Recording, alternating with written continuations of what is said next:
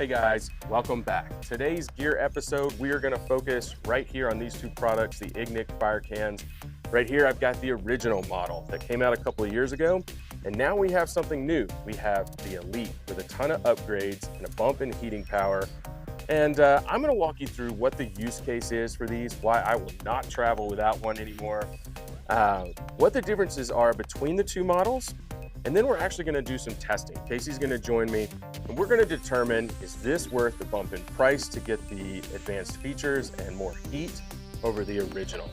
So all that coming up next. Thanks for joining us on the Roamer Adventure Network.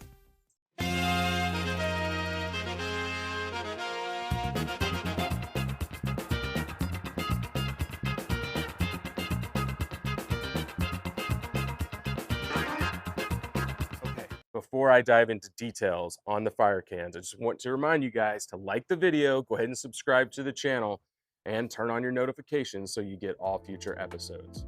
All right, let's start right here with the basics with the original unit. What is it? It's an ammo style canister, propane fueled portable campfire, okay? What's nice about these is the portability and the ability to pop these legs down, place these anywhere, right? Like on a table, quick disconnect up front for standard propane hose that comes with the unit. And what's nice, open it up and you've got your campfire. These are lightweight units, really nice to have when you're actually out traveling. Stores away really nice in the camper or in the back of your Jeep. The material on the outside of the base unit is a painted steel, as well as the lid.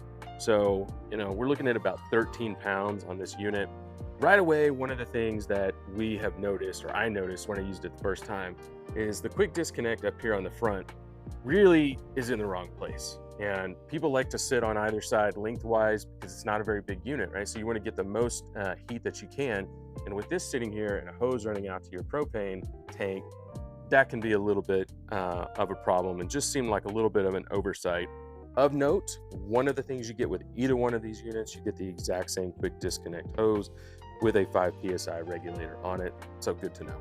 All right, let's move up and talk about the Elite model from IGNIK, the one that we just recently bought. And I'll tell you a couple of the differences right off the bat. You'll notice right here on the front, you get the same quick disconnect fitting, but it has now been relocated. So instead of being on the front of the unit, it's now over here on the side. It's a little bit more recessed.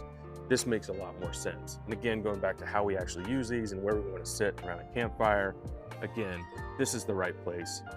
Second on the list is this actual on-off dial. Okay, so you can control flame size with this, and you can actually shut the unit off. It's a really, really important feature.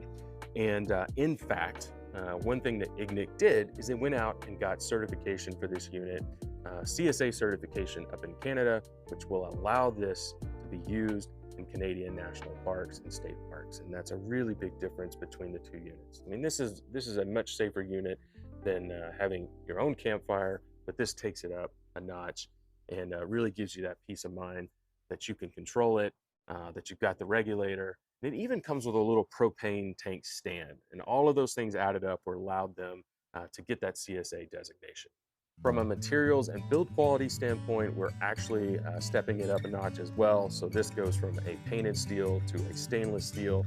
And then we have an anodized aluminum lid. And this is actually a pretty big deal because this is super lightweight. This is where you have a 3-pound weight savings from the original unit over here to the Elite. So this does make quite a bit of difference, and it looks really nice as well.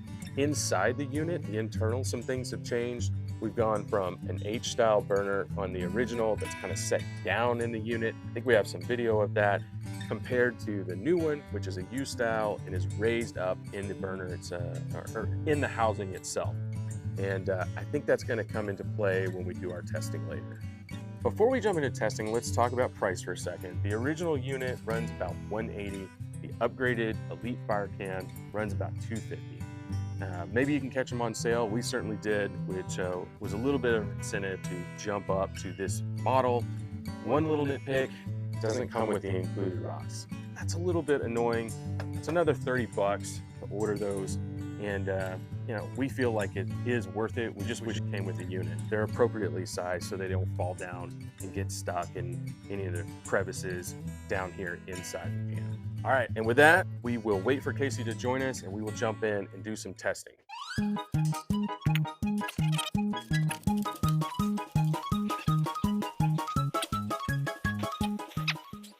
Are we doing the thing It's now? rolling. We're doing the thing now? We're doing the thing. Well, I wanted to point out one other advantage. We talked about the relocating the nozzle over there. Over here? Yeah. Yours So is back here. yeah, so mine's in the back. In addition to, like we said, we think it's a better setup at camp, but also when storing, this being off the back is a little bit weird when you're like shoving it in places and nooks and crannies, trying to pack all your stuff. Right. It's less exposed on this one. Yeah. And then the other difference I noted, you've got that nozzle over there, Yes. or adjustment knob right there on the unit.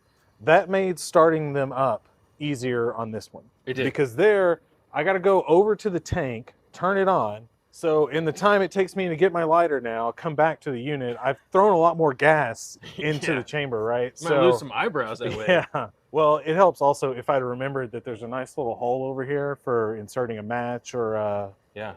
aim a flame or whatever. Don't just try and stick your hand over the top of it to light the. Hey, Mom. Oh, okay.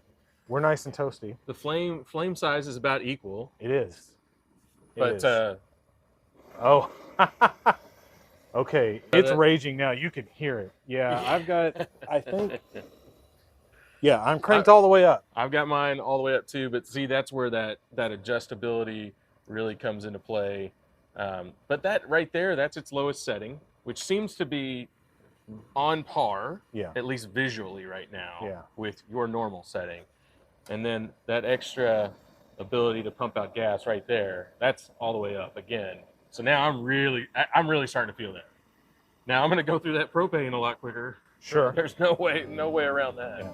We were going to let these run for probably another 5 minutes or so, and then just see what kind of heat is emanating from each of the fire cans, just to get an idea there. And then maybe we'll crank this one back up again and retest. Sound good? Sounds good. Okay, we've been going at this for almost 10 minutes now and getting some pretty interesting results, starting right here with the FIRECAN Elite. I'm gonna show this for the folks. That says 83 degrees. I can actually reach in here and touch that. Yeah. No problem. Now, over here, what do we got? 159, Down here at the bottom. even higher out on the edges. You could, I mean, yeah, you can't touch that. We have that one cranked at its lowest setting. This We do. one, yeah, so the regulator's all the way up on both of them. I mean, But that's visually, the only, yeah, visually they look the about same. Well, let's crank this up and see what happens. Whoa. All right, time to check back in. We've been running this for about 5 minutes at its highest setting. Cat's Yeah. back there having a blast. Yeah. All right, so what's happened with our base temperature readings? Yeah. What's going on here at the fire? Well, it's interesting. It really hasn't changed all that much down here at the bottom. And that's interesting. I think it's just down to the different burner design.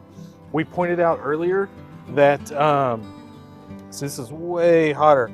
So that's the stainless steel, could be the material staying cooler to the touch, but it's really down, I think, the burner design. They've pulled the burner a little bit further away from the walls on this one. Yeah, so this one's still inset down below Right. the grate line. So it's just holding in a lot more heat lower in the unit. Yep. Because we're definitely getting a lot more heat off of this fire standing next to it. that orange flame is that's what you're really feeling when you stand next to a fire anyway. So Yeah.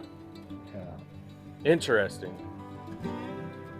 I wanted to point out a couple more things on the IGNIK. So we mentioned that it was cooler to touch the base down here.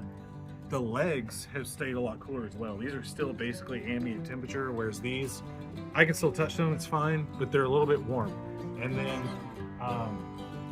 if you're curious, this quick release hose here stays cool to the touch as well. We're running them for 20-30 minutes, shut it off immediately, no problem. Well, we should wrap this up. I think people are probably wondering how much these cost. Fair. So 180 bucks for the regular fire can, Yep. Regular price. regular price. 250 for this one. Yes. All right. The deluxe one that enables you to cook, 280. $280. It comes with the adjustable valve. It comes with the barbecue grate. It does not come with the aluminum, anodized aluminum cap. It comes with a steel lid on it, so it's heavier. It's as heavy as this, actually even more so because of the additional grate. But they're giving you options, which is kind of cool. IGNIK does sell other accessories for these. They sell their own propane cylinders. They sell protective cases for cylinders, lighters, and the rocks. How much were the rocks? I think they were about 30 bucks. I don't remember. For rocks? For rocks. But maybe there are alternatives out there that are cheaper, but I use it briefly without the rocks. Kind of sucks.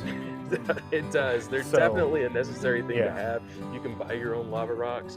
These are smooth river rock style, and they're the right size to not get caught in anything inside of the burner or the canister. So they're made particularly for these, and probably worth the $30. So all in all, look, one of my favorite items out there. I will take this on every single trip that I go on. And you should actually take yours past your garage. I should, although, frankly, I might be putting it up for sale so I can get one of these. I don't know. It's pretty cool. Definitely puts out a lot more heat.